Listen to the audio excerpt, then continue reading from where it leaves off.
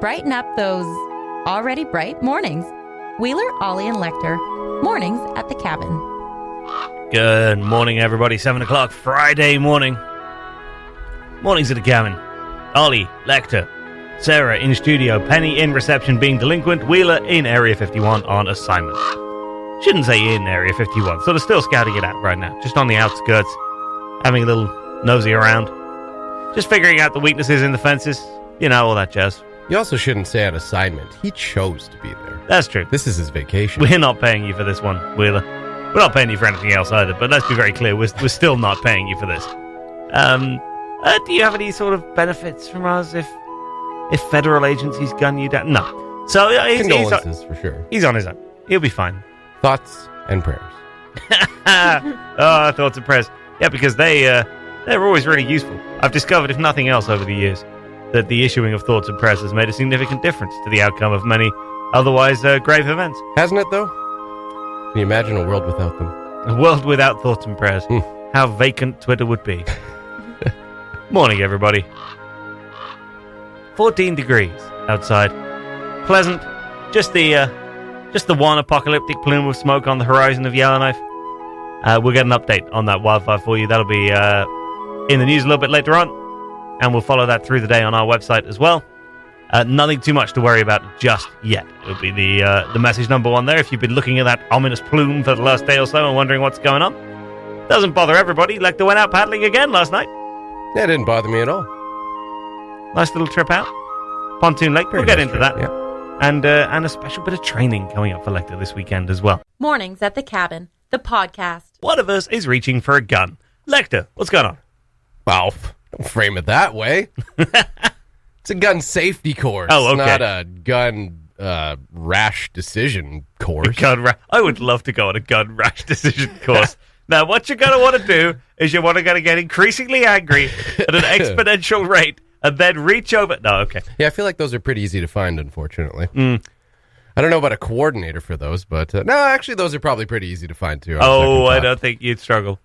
Yeah, taking a gun safety course this weekend. It's through Arctic Response, and I gotta say, I'm kind of nervous because there's a classroom setting, as you might imagine, in a gun safety course. And I can't remember the last time I was in a real classroom setting with an instructor and having to listen and retain information. Yeah, I went into broadcasting precisely because there were no further exams.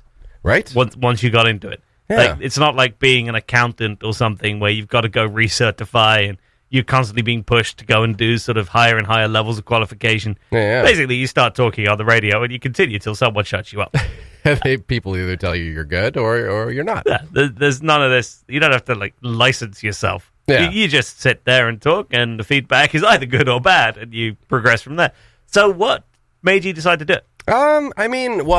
So full disclosure, I've never shot an actual gun in my life. Okay. And I thought maybe it was time to change that, just in case. You know, we are hardy Northerners. We are surrounded by wilderness and threats at any moment, including America's number one threat, bears, of course. Donald Trump, I thought you were going to say. Hang on a minute. This is... Lekter, you got to incriminate yourself here, right? We can't have this. We can't have an audio record of this conversation. Hey, did a bear not just destroy a canoe for absolutely no reason and strand two tourists the other day? Sure did. Huh? Sure did. And fair I enough. bet they wish they had a gun, right? Yeah, and you know what? That was the first thing many people said was, "Wow, why didn't they have a gun?" Well, I mean. And that's just such an unhelpful comment. Hindsight, well, why didn't they have a gun? Well, why many things that led them up to this point. But it was, and therefore, you got to deal with it. They had 12 hours worth of bear spray, which seems to me like a very relatively well-stocked trip. Yeah, which is pretty good for, saving having to bring a gun. And I mean, let's be clear. I'm not taking this course because I want to just always have a gun on me at any given point and be, licensed to do so, licensed to kill, if you will. All right, Bond. All right, I'm going to calm down. The potential power is just getting the best of me now. People won't be able to see this. You've managed to purse your fingers together in front of your face in a complete Dr. No kind of way. Them menacingly. Yeah. I expect you to die. Oh, thank God this is a safety course. Yeah. Knock that right out. I am suddenly very glad you're going on this course. See, so it's for the best. Okay. So it's through Arctic Response. I guess they do them periodically, like every few months or so. They run these gun safety courses, and I don't know. I'd been talking about it the last little while. It's just like, again, like I don't know if I'll ever necessarily own a gun, but I thought in some crazy hypothetical situation, it would be nice to at least have a bit of experience, and if you find yourself in some situation, know what to do. Again, I've never shot a gun in my life. So if I, for some reason, God forbid, found myself in a situation where I had to discharge a firearm, I don't want to dislocate my shoulder in the process. No, zombies are clawing at the walls of Studio 2. The last thing you want to do is dislocate a shoulder, That's right? You don't want to put yourself out of action at the very moment that you fire the first shot and then need to turn and flee. That'd be very counterproductive. Yeah, Sarah, have you ever shot a gun? Yes, a couple times. What kind? I have no idea. Oh. A gun, Scott. It was a gun kind of gun. Bullet went in, bullet came out. Like if you ask me what kind of car someone had, I'd be like, it was red, I think. That's all you're going to get. Same with guns. I don't know. When and where? Last fall, I went home for Thanksgiving and I went driving around with my dad, and I was too scared to shoot. It was going to involve your dad. Your dad is great. Sarah's dad is the kind of dad that just like if there's anything potentially dangerous, he's there. He's in for it. Is that a fire? Let's make it a bigger fire, says Sarah's dad. Here's all the wood I found. Well, let's make it a challenge. Yeah. There's also some like plastic, lots of other things that you can't burn on the fire. Yeah, put them all in the fire. Let's see what happens. Now the fire is green. That's probably fine. Where's my gasoline? So cool. Yeah. I went out driving around with him looking for some cartridges. Looking for things to shoot. Cartridges. Found some cans, shot those instead. Not to suggest you come from a rural family. Looking for partridges? Yeah. I thought you said cartridges. I thought that seems reasonable. Yeah, you need those for a gun first. I didn't realize you said partridges. Jeez. I think they reside in pear trees, but Isn't that what they're called? Wow, Christmas was a glum time over at the Price household. 2 turtle doves, and that's it. And nothing else except some feathers, bloodied feathers. Wow. Yeah. Yes, Carl got a bunch of partridges, chickens, whatever you want to call them. No. Are those the same thing? Are partridges just chickens? Yeah, I think we call them partridges. Oh, okay. So did you shoot any partridges? No, it's too slow. Oh. Okay. Which means I'm really slow because they are also very slow. They are not the fastest birds. No. The nice thing about pop cans, they just kind of stay there and wait for you to shoot them. Run them over going like 20 kilometers an hour with their cars, so... So you tried to shoot one and missed, and it was then picked off by a guy in a VW Beetle. Ran away, you jumped into your car. We'll see about that partridge. Reversed over it a few times. It took me a while to get set up and be like, okay, I'm like pointing right at the partridge, and I don't know. I hesitated and they flew away. So yes, I have shot a gun like maybe 5 times. Okay. How about you, Ollie? I have, actually. When I lived in Fort Liard, I was given a range of induction to Canada exercises on my weekends. The first one, which proved that they were just lying to me, was I was told that it was a very Canadian thing to do to go out and collect wood. And it's pretty Canadian, yeah. It is, but I think you first of all have to have a wood fireplace. Which they hadn't. I mean, yeah, if you want a purpose for it. So really, I was just out collecting wood for those guys. And amazing. And it was 9 o'clock on a Sunday morning, and they hadn't really informed me about the bug situation when you go out collecting wood in late August or whenever it was. Had you literally just arrived? Yeah, I was a couple of weeks in. Yet, I was a couple of weeks in. Okay. And they swarmed us. Oh, I would imagine. And we're in the bush, in the middle of nowhere between Fort Liard and Fort Simpson. Right. Into the forest. And that was the first time I'd ever used a chainsaw. So I was there, hacking up these trees with a chainsaw. That was fun. Oh, okay. I was like, yes, Canada's the place for me. No, I love using chainsaws. Did not get to use many chainsaws in inner city London. No, I would imagine. Generally speaking, that causes phone calls. So what was step 2 to becoming a proper Canadian? Making them breakfast? Step 2, no, yeah, not kidding, right? It may as well have been. Step 2 was moose hunting. Things escalated quickly. Wow, yeah. Holy, 0 to 60. So that is essentially how they were moose hunting. I'm not sure how legal that is, but it was truck based. What else are you going to do? Really? Well, yeah, it was sort of up and down the Liard Highway in an F-150, and I was sat in the back thinking, this seems. I'm just going to go ahead and say it, a one-sided event.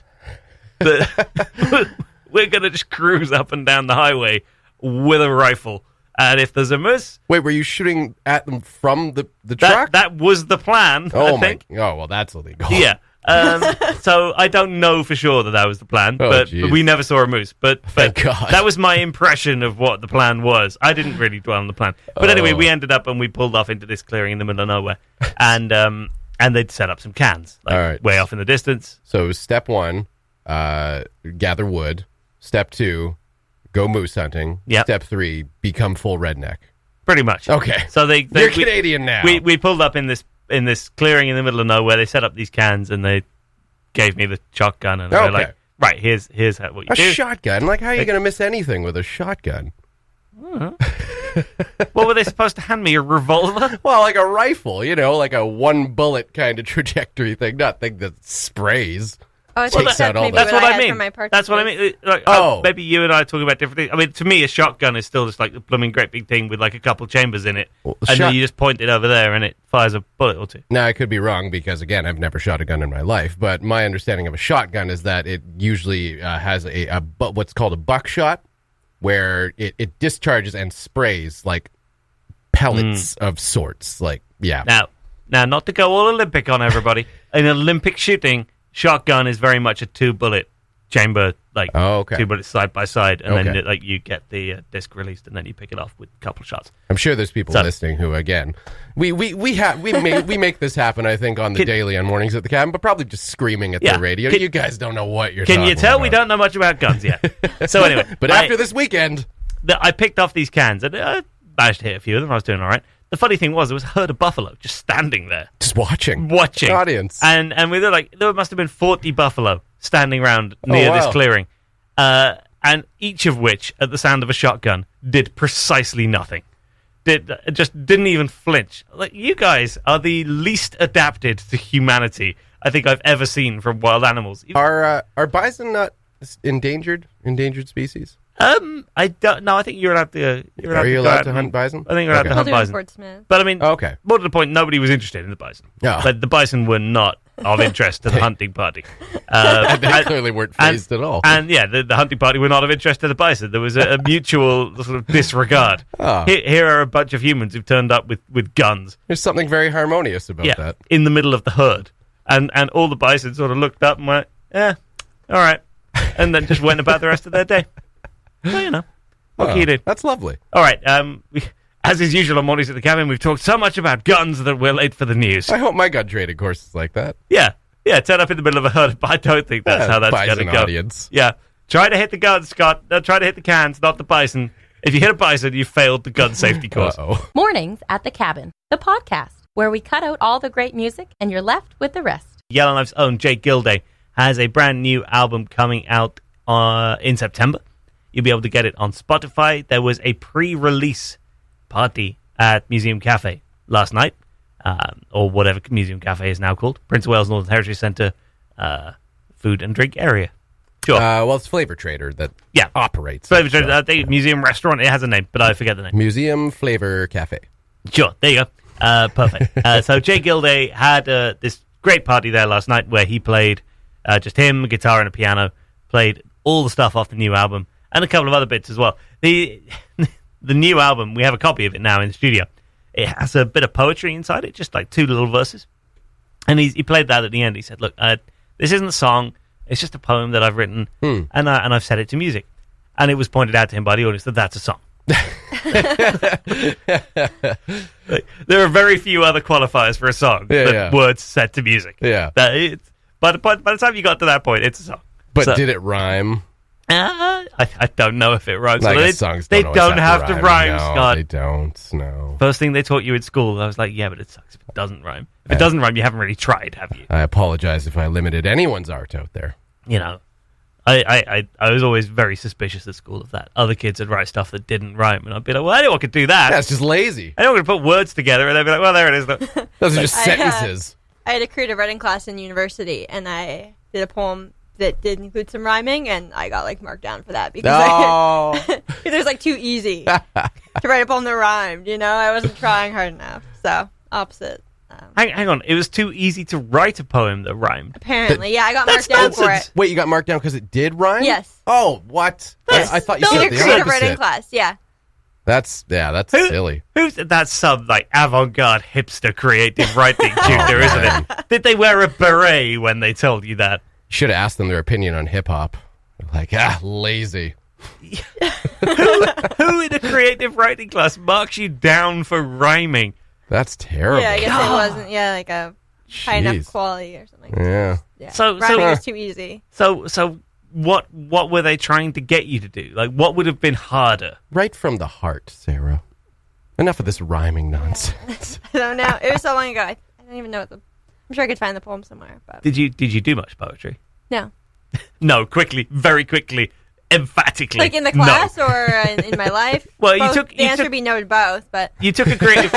Okay, so the real problem is that you took a creative writing class while having absolutely zero interest in creative writing. No, but we wrote short stories, we wrote poems, we wrote So you did write poems. Pieces. You did write poems. Yes, in that course. Okay, you were forced to write poems.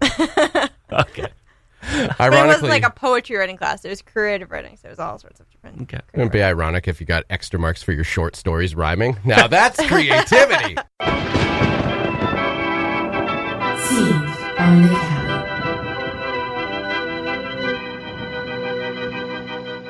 Okay, I'm calling it. Thank God I asked to go to the bathroom 3 hours ago. Nothing. I hear nothing. Did we just learn the same choreography you did in that video? Don't forget to pick up your performance schedules. We have a gig next week. That's right, next week. You guys, it's Sigma Beta Theta's Fall Mixer. SBT hires us every year as their entertainment. It pays for our entry fee into regionals. Hands in, Bellas. Hands in, Aka bitches. Sing ah on 3. Ah. On 3, Fat Amy. 1, 2, ah. Becca, a word. You know you have to take that ear monstrosity out for the fall mixer. You really don't like me, do you? I don't like your attitude. You don't even know me. I know you have a toner for Jessie. A toner. A musical boner. I saw it at Hood Night. It's distracting. You're not in charge of me, Aubrey. You took an oath. That oath cost you 2 girls already. I'm pretty sure you need me more than I need you. Becca, I can see your toner through those jeans. That's my dick. We better have our poop together for SBT. I'm not worried. I'm sure we'll be awesome. Scenes from the cabin. Know the movie? Submit your guest to mailbox@cabinradio.ca or send us a message on Facebook for your chance to win gift certificates to some awesome Yellowknife restaurants, including Zehabesha, Main Street Pizza, The Woodyard Eatery, Copperhouse Restaurant, and Javaroma. Listen to Cabin Radio every weekday to win, or download the Mornings at the Cabin podcast. Extraordinary scenes in Studio One in Cabin Radio. It is 8:01 on your Friday morning. Forget China Girl. Welcome Argentina Girl. Hello, Alice Twa. How are you doing? I'm doing good. Just strolled into Studio One a minute before we were due back on the air. It's amazing to see you. Now, if nobody, if there are people out there who have joined us in the intervening year, Alice is the Cabin Radio intern of summer 2018 and summer 2019. But in the intervening year, as one does, went to Argentina to live. Yeah. It's totally normal. Yeah. You just hop on a plane and you go. You've never been? Really? But yeah, this was a solid, how many, at least 10 months? 11 months, more. I think I was coming up on close to 11 months. Wow. And you got in last night. Yeah. Now, describe for me the scene at the airport when you arrived. There was, as soon as I got off the plane, I was just thinking it was going to be my family, maybe a few friends, but I got off, and there was the Aurora Fiddle Society fiddlers playing in the front, and then there was tons of people there. It was amazing. I was so surprised. We were getting messages from other passengers saying, hey, Cabin Radio, we don't know what's going on, but there is some girl that just got off the plane, and it's hitting the fan here at the airport. Just seems like a pretty big deal. Yeah, like there were people who I think figured you must be a very famous celebrity because they were getting in touch saying, no, you need to get to the airport. Like, stuff's going down. So that's very cool. I mean, I don't even know where to begin asking you questions about 11 months in Argentina. Tell us a little bit about your family that you were with, first of all. Like, you went on this... Is it an exchange? Are they coming here for 11 months? How does that work? No, the word exchange means that because this is a world organization, kids from all different parts of the world are going to other houses, and so it's a big, like, global exchange. So, unfortunately, they won't be coming to Yellowknife to visit just yet. That's their loss. Wait, did you say fortunately or unfortunately? Unfortunately. Okay. Fortunately for them, because it gets a little cold. I don't know if they're aware. We haven't really tidied. Okay, so tell us about the family. Who are you with? I had a sister, I had a mom, and then they were living in their grandmother's house, and then just beside us in a house up above, there was like an empty storage space, and then they lived above, was the sister of my mom and her husband, and then just recently I now have 2 cousins. I now have 2 cousins. Okay. Because before I started the year with just 1 cousin, a little boy, and then they had a baby during all this. Oh, wow. So it sounds like quite a close-knit family. Yeah. And sort of all in roughly the same area. Yeah. Okay. What did you spend your time doing? Were you going to school down there? Was that part of the deal? And how quickly did you manage to fit into everything that was going on around you? I did have to go to school because I was on a student visa, so if I didn't go to school, they sent me home. Yeah, okay. It was a necessity. Yeah, you don't want to get deported. I understand that. No. Bad luck on an exchange trip. Yeah. Less welcoming at the airport. Yeah. We're not that tough on Hooky here. You know what? That would change a few things around here. Attendance records through the roof. You get deported if you don't go to school. Okay. And then, actually, the first week, I just started signing up for things. So my first activity that I signed up for was a tango class. And then in the next coming weeks, I had every single day filled up with at least one thing. We've seen photos of the tango classes because your exchange family, for reasons that I'm not entirely clear on, really enjoyed sending video and photos to Cabin Radio. Yeah.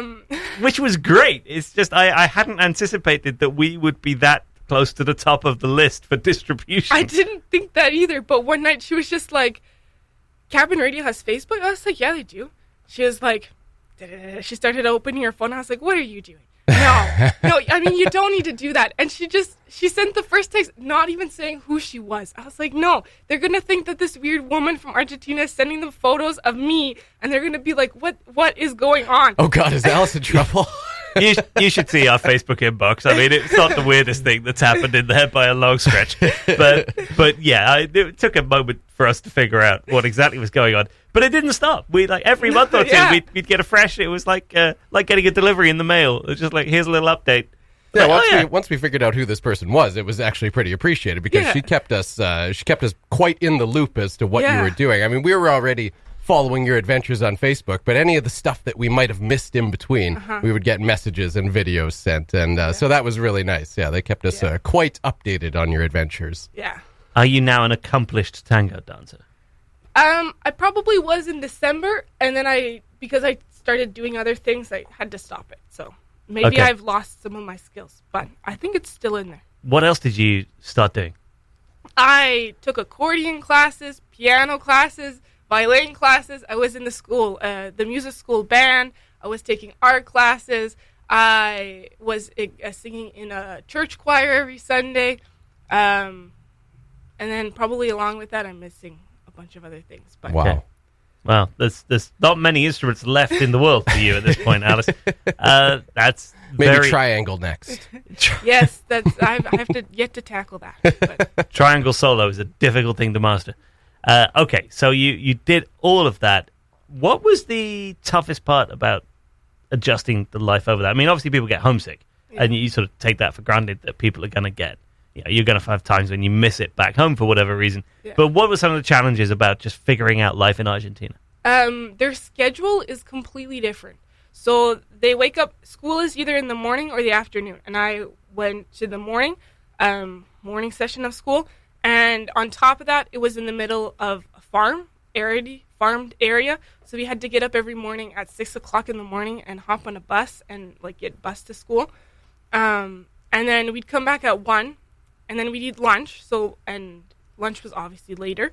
It was also like the biggest meal of the day. And normally here lunch isn't that big, so I wasn't quite used to that. And then the next time we'd eat would be 9 o'clock at night. Oh, wow. And I remember the first couple of days, I would just be like, I'd be a little too nervous to say anything about it. So I'd just be like kind of hovering around the house, hoping that maybe they'd like offer me food or something like that. maybe they'd notice that the exchange student is like fainting in a corner. Okay. So that took a lot. And then we'd like go to sleep at 12 and we'd start the day again. At 6? So, wow. That's a punishing schedule. Holy. Luckily, we had the amazing thing called siesta. It was gold, my favorite time of the day. From like 1 to 3, I just like sleep.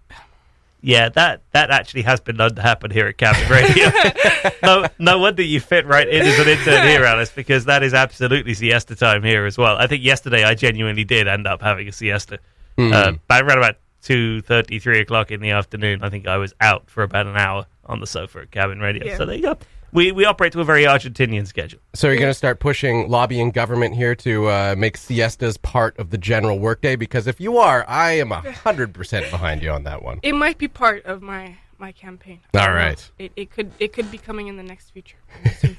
So conversely, and other than siesta, what do you miss the most, or what do you think you're going to end up missing the most now that you're back?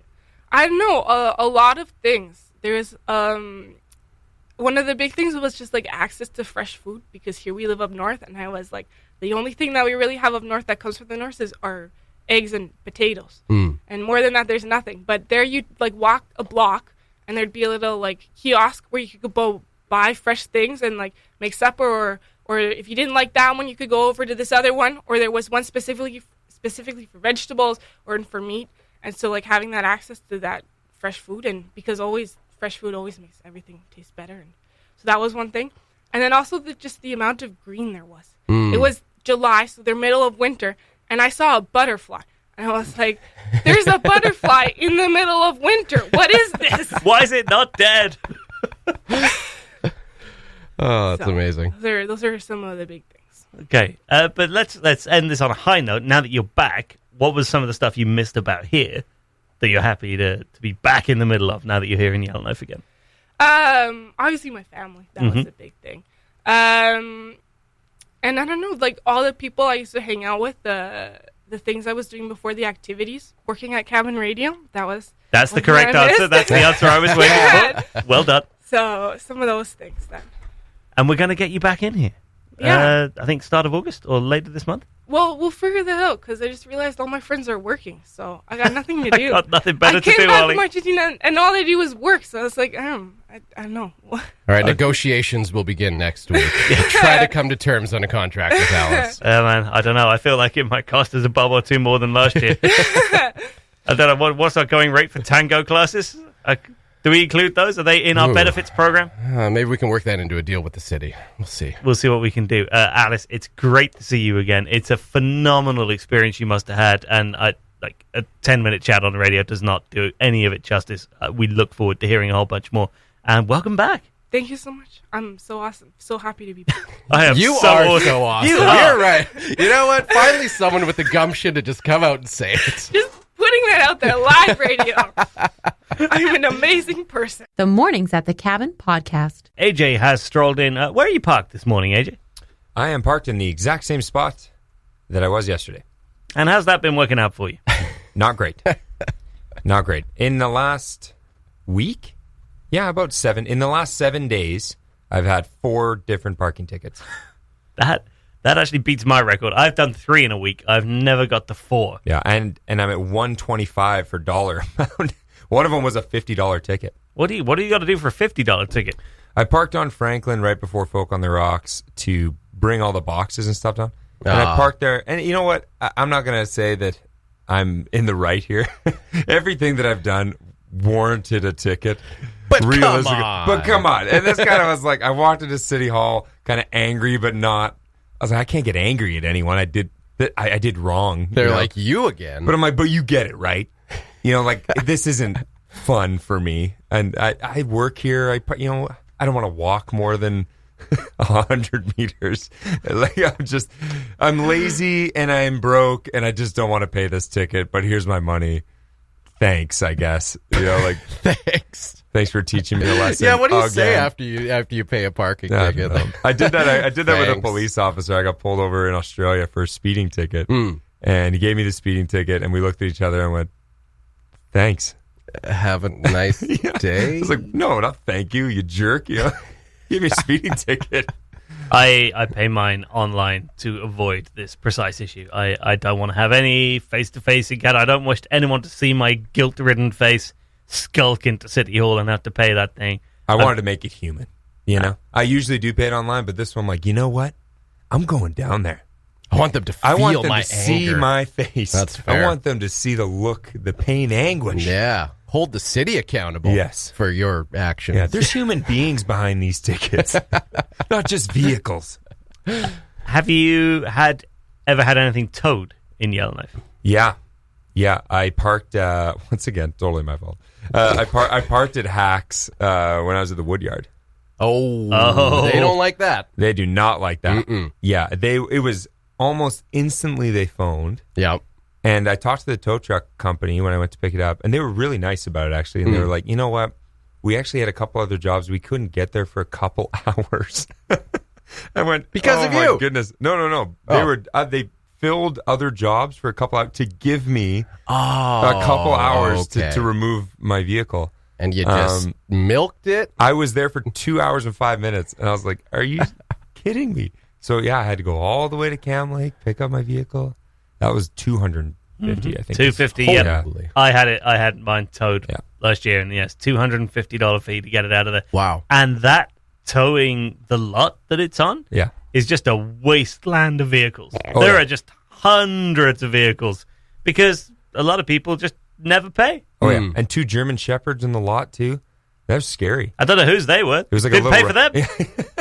They came out of one of the vehicles. Yeah, $500 to get a German Shepherd out of there. So I was just like, I'll just get another puppy. I believe, tow dogs? I believe you towed my retriever yesterday. The mental image that conjures in my mind of DJ's towing. Yeah, going 1 kilometer an hour with the dog, with the hind legs just kicking down the road. You're coming with me, Buster. I've actually been pretty lucky with parking tickets lately. I don't think I've had one in the past 2 years or so. Oh, wow. I did get pulled over, however, leaving Folk on the Rocks, which I kind of expected. I was leaving, right at that time, kind of around midnight. Yeah, I figured, they're going to be pulling over every second car that pulls out of here. And also, not to profile you, if I was a police officer outside Folk on the Rocks and you were driving out, I'd be like, yeah, this guy's clearly done some sort of substance. There's something in him. Yeah. Well, hair says drugs. To be fair, the person who was in front of me actually pulled, not even into the lot, just pulled into the entranceway, picked someone up, did a U-turn in the middle of the highway, turned around, headed back. I pulled out behind them. And I got pulled over. Oh, that's awful. But I've never been so happy to be pulled over in my life because I had, I think, 1 beer over the course of the day. And I was just like, oh, yes, this is my time to shine. So he pulls me over, comes up to the window, and he says, can I have your license, registration, and proof of insurance?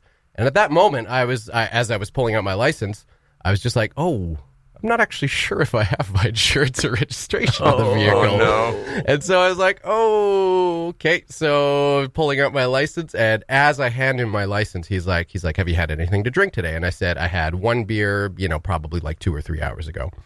And immediately he was like, all right, so what we're going to do is a breathalyzer, blah, blah, blah.